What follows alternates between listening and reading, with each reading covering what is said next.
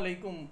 آپ ملاحظہ فرما رہے ہیں وائس آف رائٹ سیکرز، اور میں ہوں آپ کا ہوسٹ طالب نقوی ایڈوکیٹ.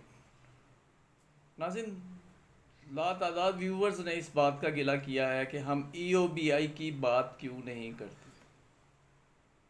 ہم بات کرتے ہیں ایشو بیس، اور اگر کوئی ایشو نہ ہو، کوئی خبر نہ ہو، تو فیک خبر دینے کے ہم عادی نہیں. شاید اسی لیے ای او بی آئی کے حضرات ہم سے ذرا خفا رہتے ہیں. اس وقت جو ہے وہ، اس میں کوئی شک نہیں کہ ہر محاذ پر افواہ جو ہے وہ اپنا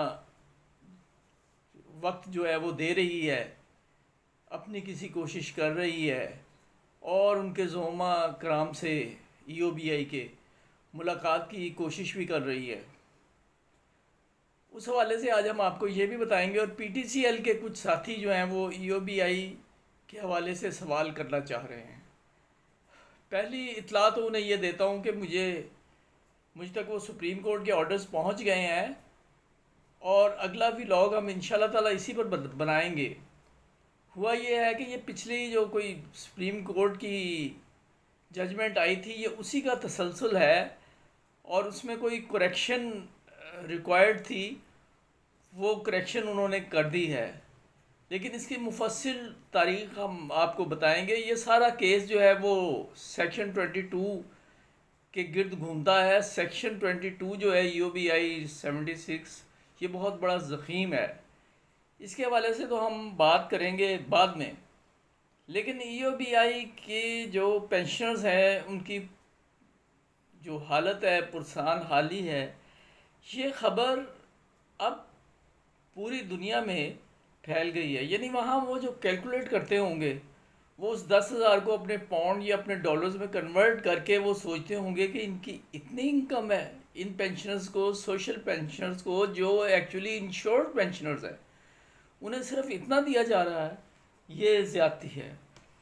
اور اس حوالے سے ہی میں آپ کو بات کروں گا. نعیم صادق صاحب کی جو ذات ہے وہ محتاج تعارف نہیں ہے. وہ ہیومن رائٹس ایکٹیویسٹ ہیں، اور وہ management system consultant human rights کے ہیں. اور انہوں نے جو یہ انکشاف کیا ہے کہ چیئرمین ای او بی آئی کو ایک رپورٹ بھیجی ہے جو سیلف ایکسپلینیٹری ہے. 2024 کی report citizen commission for equality and human rights, یہ ایک بہت بڑی آرگنائزیشن ہے، جانے جانے والی پوری دنیا میں. ان کی طرف سے پیش کردہ جو رپورٹ ہے، اس میں ای او بی آئی پر ایک خاص باب شامل کیا گیا ہے، یعنی اسپیشل چیپٹر شامل کیا گیا ہے، جس میں یہ بتایا گیا کہ کس طرح اس ادارے نے پاکستان کے 7,70,00,000 مزدوروں کی رجسٹریشن اور ادائیگیوں کو یقینی بنانے میں ناکامی کا مظاہرہ کیا ہے. یہ ادارہ سیکھنے کی صلاحیت سے محروم ہے. باقی دنیا اس مسئلے کو کس طرح حل کرتی ہے، براہ کرم سوئٹزرلینڈ سے سیکھیں. یعنی یہ ہمیں بتایا جا رہا ہے آپ کے ای او بی آئی کے حوالے سے، جس نے اجرت کی چوری اور 2 ملازمین کی پنشن کی ادائیگی میں ناکامی پر 1 ارب پتی کو جیل میں ڈال دیا. اس پیمانے پر کیا ای او بی آئی کی اعلیٰ انتظامیہ کو 7,70,00,000 سال کے لیے جیل میں نہیں ہونا چاہیے؟ ناظرین، یہ بہت چونکا دینے والی رپورٹ ہے. برائے کرم سمجھیں کہ پاکستان کی ترقی کا دار و مدار اس استحصال کے خاتمے اور اس رپورٹ میں بیان کیے گئے لوگوں کی زندگیوں، اجرتوں اور ای او بی آئی کے کام کے حالات کی بہتری پر ہے. آپ اس عمل میں سب سے بڑی رکاوٹ کیوں بن چکے ہیں؟ نعیم صادق صاحب کو ایک مرتبہ پھر میں خراج عقیدت پیش کرتا ہوں، اور یہ بات ہم بہت دفعہ کہہ چکا ہوں. مرد نادہ پہ کلام نرم و نازک بے اثر. ہم ایک نام نہیں دیتے، ہم ایک بیکری کا حوالہ دیتے ہیں جس کی پورے پاکستان میں شاخیں ہیں، پنجاب میں تو بہرحال ہیں، اور وہ خیراتی چیریٹی میں ان کا بڑا نام ہے.